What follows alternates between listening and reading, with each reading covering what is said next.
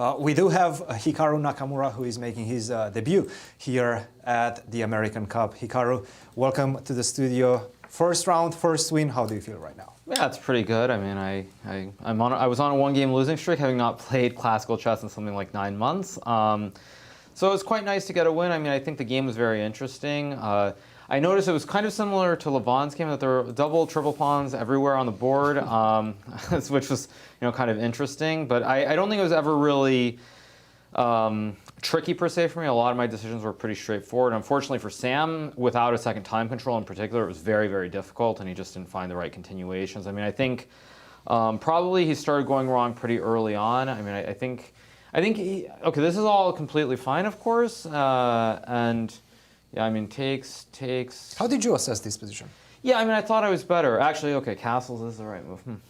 I didn't play castles because I was worried about, I thought he could go like queen e8 and then some f6 and c5 and queen f7. And I mean, I guess, wow, it's that much better for white. That's surprising. I thought I was better. I just didn't know how much better I was. I think rook d1 is also... Yeah, well, I mean, if I was 3,500, I could play, I could castle. I mean, I considered it, but I just didn't really see it. And I thought rook d1 was the other thematic move because black can't go c5. That being said, I thought that after queen e8, for example, castles, c5, bishop c3, f6. I know it looks very ugly for black, but white doesn't really have a whole lot going on. I mean, okay, it wants to go b3 and claim some big advantage in the long term, but at least for me, looking at this, while it looks ugly for black, I didn't see a clear way to progress here. At some point, I can try f4 and e5 to break in the center, but I don't really think it's that easy to do. And I thought it was better. I didn't think it was a whole lot. I thought what Sam did also should have been okay. But yeah, already here it's kind of tricky because you feel like you're very close to a draw, but you could also be very far from a draw. And I think when he played g takes f6, this was really the start of his big problems here. Takes, and not taking with the rook. Basically what I concluded is that here, after rook takes, let's just say I go rook d3, for example, king f8, rook c1, king e7, I don't know, takes, rook c3, king d7 here. I mean, white is better, of course, but if black can go rook b8, and like just say white plays like g3 here, just rook b8, b3, and then rook b6 even. I think black should be okay here because you have the active rook, and the rook on b6 is passive temporarily, but you can always go rook b4 later on. So I thought this was the best setup. Whereas in the game, once you get these double pawns on f6, I mean, I think it's really, really hard to play because I never have to trade off the pawn on c5 or d6, and then he has to take the triple pawns on the c file, and from there, I mean, I suspect the computer still will find some way to hold it, but it didn't seem practical in the game. You mentioned the absence of the second time control. Did that play into your decision to enter this two-result endgame?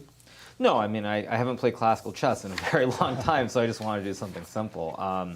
And really, I think that's the main thing, is you never know how you're going to react when you haven't played for so long. I mean, obviously when I played in Berlin after an even longer break, I did quite well, but nonetheless, I wasn't really sure. And I also felt that Sam, he's a much more tactical, aggressive player. That's not to say that he can't play positional chess, but I feel like that's his strength, and so getting him out of that, I thought, gave me better chances. Absolutely. And when did you feel like you're closing the show in this game? I felt around the time that he got stuck, when he didn't play c5. So when he played rook b6, yeah, right around here, we were discussing c5 here. We felt that c5 was the better move. Okay, interesting. Computer still thinks it's really bad. Wow. King G3. But it's also always hard to judge because basically, just as an example, say I go king g3, rook b6, say rook takes c4, rook b2, rook c5. It doesn't matter, rook a2, and just like, I don't know, rook a7, a5. Like, you never really know because this endgame, if rook takes a5, if basically rook takes a5 is played here. Yep. Yeah, I just mean, if we get this endgame where I have an extra pawn, this is a draw. So you're never really sure whether it's completely winning or not.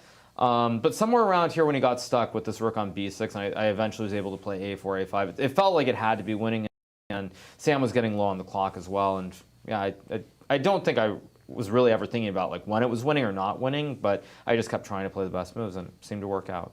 Talk to us about the format of this tournament. How do you feel that impacts your decision-making process?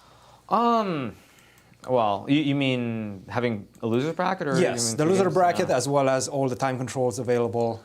Yeah, I don't think it really changes much. I mean, really, the only thing I'm trying to do is not lose games in classical chess so I can keep my rating. Otherwise, that's all that I'm doing. So I'm not really thinking that much about the format. But of course, I think it's great that, for example, if you have one really bad day and you lose a match, you have a chance to come back and redeem yourself. So I think from that standpoint, it's quite good. Guys, any questions? Wonderfully done. I thought it was a very instructive game, Hikaru, and good luck tomorrow. Thank you. Absolutely. As we have